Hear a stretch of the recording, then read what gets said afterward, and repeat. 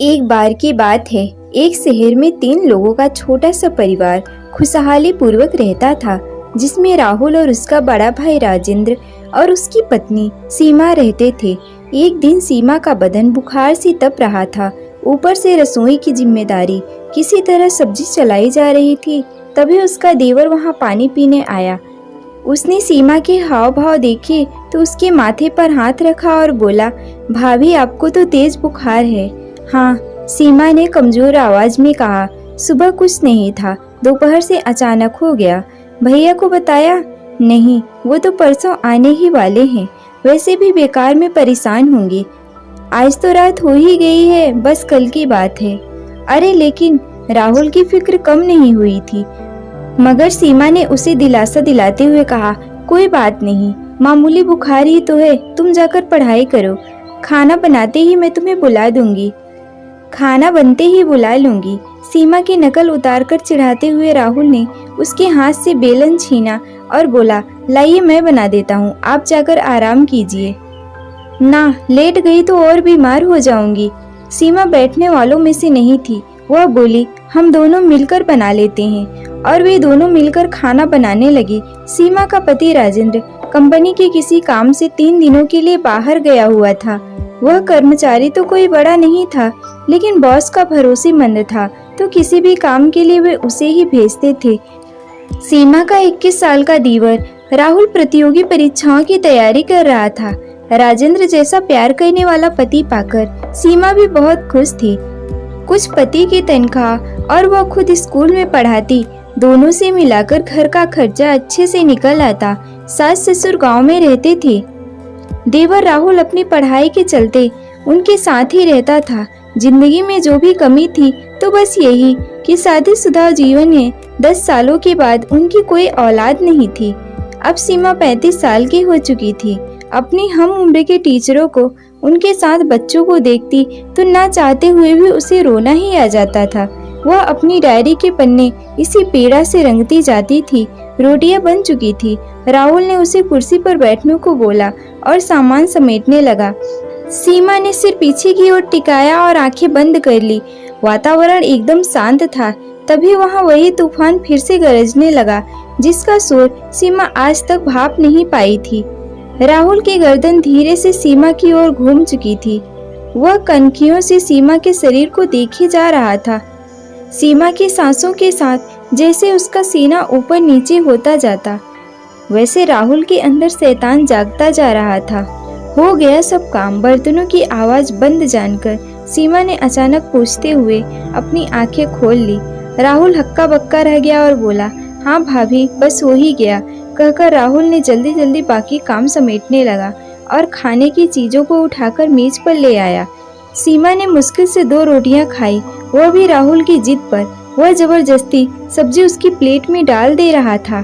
खाने के बाद सीमा सोने जाने लगी तो राहुल बोला, भाभी बस 15 मिनट के लिए आगे वाले कमरे में बैठिए ना, मैं आपके लिए दवा लेकर आता हूँ। अरे नहीं, रात भर में उतर जाएगा। सीमा ने मना किया, लेकिन राहुल कहाँ मानने वाला था। मैं पास वाले केमिस्ट से ही दवा लेकर आ रहा हूँ। भाभी जहाँ से आप हमेशा मंगाती हैं, दरवाजा बंद कर लीजिए, मैं अभी आया। कहता हुआ वह निकल गया। सीमा ने दरवाजा बंद कर लिया और सोफे पर पैर ऊपर करके बैठ गई। राहुल ने तय कर लिया था कि आज तो वह अपने मन की करके ही रहेगा। इसी बीच केमिस्ट की दुकान आ गई। क्या बात है राहुल बाबू? केमिस्ट ने राहुल को खोया हुआ सा देखा तो पूछा। राहुल का ध्यान वापस दुकान पर आया। दवा चाहिए थी, उसने जवाब दिया। अभी तो यहाँ मिठाई मिलती है क्या? केमिस्ट ने उसे छेड़ते हुए कहा। वह पुराना दोस्त था राहुल का। राहुल मुस्कुरा उठा और बोला, अरे जल्दी देना भाई, जल्दी दे। बड़बड़ाते हुए केमिस्ट ने हैरत से उसकी ओर देखा। कौन सी दवा चाहिए, यह तो बता। राहुल को याद आया कि उसने तो सच में कोई दवा मांगी ही नहीं। उसने ऐसे ही बोल दिया, भाभी की तबीयत ठीक नहीं है, उन्हें बुखार है, तो जरा नींद की गोली देना। नींद की गोली बुखार के लिए? सोचते हुए केमिस्ट ने उसे देखा। वह खुद भी सीमा के हुस्न का दीवाना था। हमेशा उसके बारे में टक्कर लेकर बातें किया करता था। उसने राहुल के मन की बात ताड़ ली। ऐसी बातों का उसे अनुभव जो था, उसने नींद की गोली के साथ साथ बुखार की भी दवा दे दी। राहुल ने लिफाफा जेब में रखा और तेजी से वापस चलने को हुआ। तभी केमिस्ट चिल्लाया, अरे भाई खुराक तो सुन ले। वह काउंटर पर आया।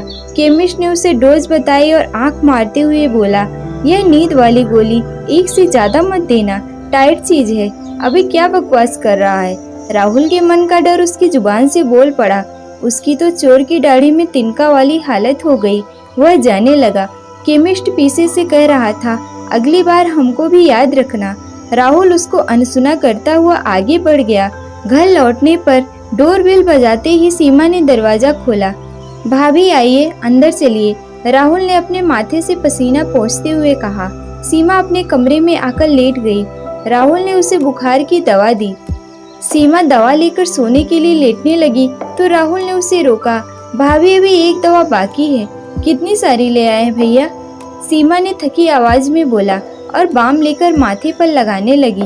भाभी दीजिए, मैं लगा देता हूँ, कहकर राहुल ने उससे बाम की डब्बी ले ली और उसके माथे पर मलने लगा। थोड़ी देर बाद उसने सीमा को नींद वाली गोली भी खिला दी और लिटा दी। राहुल उसका माथा दबाता रहा। थोड़ी देर बाद उसने पुष्टि करने के लिए सीमा को आवाज दी, भाभी सो गई क्या? कोई जवाब नहीं मिला। राहुल ने उसके चेहरे को हिलाकर भी देख लिया। कोई प्रतिक्रिया न पाकर वह समझ गया कि रास्ता साफ हो चुका है। राहुल की कनपटी में खून तेजी से दौड़ने लगा। वह बत्ती जलती ही छोड़कर सिमरन के ऊपर आ गया। मर्यादा के आवरण प्याज के छिलकों की तरह उतरते चले गए। कमरे में आए इस भूचाल से मेज पर रखी राजेंद्र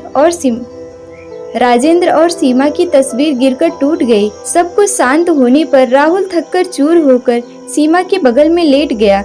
बस अब बुखार उतर जाएगा भाभी जी, इतना पसीना जो निकलवा दिया मैंने आपका, राहुल बेशर्मी से बड़बड़ाया और सीमा की कुछ तस्वीरें खींचने के बाद उसे कपड़े पहना दिए। सीमा अब तक धीरे धीरे कराह रही थी। राहुल पलंग से उतरा और खुद भी कपड़े पहनने लगा। तभी उसकी नजर आधी खुली दराज पर गई। भूल से सीमा ने अपनी डायरी उसी में छोड़ रखी थी। राहुल ने उसे निकाला और कपड़े पहनते पहनते उसकी पन्नी पलटने लगा। अचानक एक पेज पर जाकर उसकी आंखें अटक गई। वह अभी अपनी कमीज के सारे बटन बंद भी नहीं कर पाया था, लेकिन उसको इस बात की परवाह नहीं रही। वह अपलक उस पन्ने में लिखे शब्दों को पढ़ने लगा। उसमें सीमा ने लिखा था, बस अब बहुत रो लिया, बहुत दुख मना लिया औलाद के लिए। मेरा बेटा मेरे पास था और मैं उसे पहचान भी नहीं पाई। जब से मैं यहाँ आई उसे बच्चे के रूप में देखा, तो आज अपनी कोख के बच्चे के लिए इतनी चिंता क्यों? मैं बहुत जल्दी में राहुल को कानूनी रूप से गोद ले लूंगी। राहुल की आंखों के सामने अंधेरा छाने लगा। वह सिर पकड़कर वहीं बैठ गया और जोर जोर से रोने लगा। फिर भागकर सीमा के पैरों को पकड़कर अपना माथा उससे रगड़ते हुए रोने लगा। भाभी मुझे माफ कर दो, यह क्या हो गया मुझसे? अचानक राहुल का ध्यान सीमा के बिखरे बालों पर गया। उसने जल्दी से जमीन पर गिरी उसकी हेयर क्लिप उठाई और सीमा का सिर अपनी गोद में रखकर बालों को संवारने लगा। वह किसी मशीन की तरह सब कुछ कर रहा था।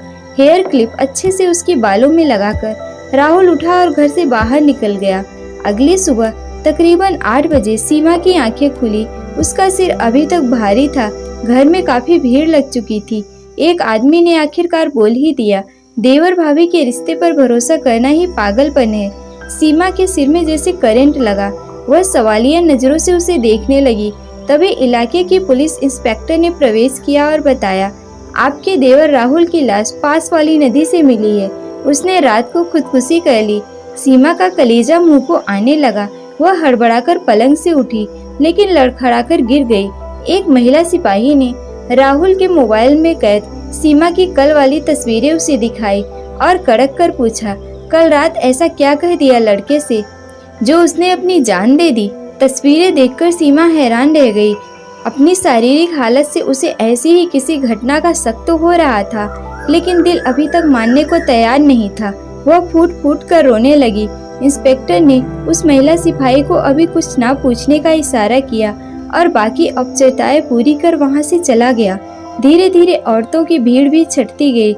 राजेंद्र का फोन आया कि वह आ रहा है, लेकिन सीमा बस उसे सुनती रही। उसकी सूनी आंखों के सामने राहुल का बचपन चल रहा था, जब वह नई नई इस घर में आई थी। दोपहर तक राजेंद्र लौट आया। और भागते हुए सीमा के पास कमरे में पहुंचा। वह अभी भी पलंग पर बैठी शून्य में ताक रही थी। राजेंद्र ने उसके कंधे पर हाथ रखा, लेकिन सीमा का शरीर एक ओर लुढ़क गया। सीमा सीमा चीखता हुआ राजेंद्र उसे झकझोर कर रहा था। सीमा कभी न जागने वाली नींद में सो चुकी थी। दोस्तों, कैसी लगी आपको यह कहानी? कमेंट करके जरूर बताएं। वीडियो को लाइक और अपने दोस्तों के साथ शेयर करें। ऐसी ही रोचक कहानियों के लिए हमारे चैनल को सब्सक्राइब जरूर करें। धन्यवाद।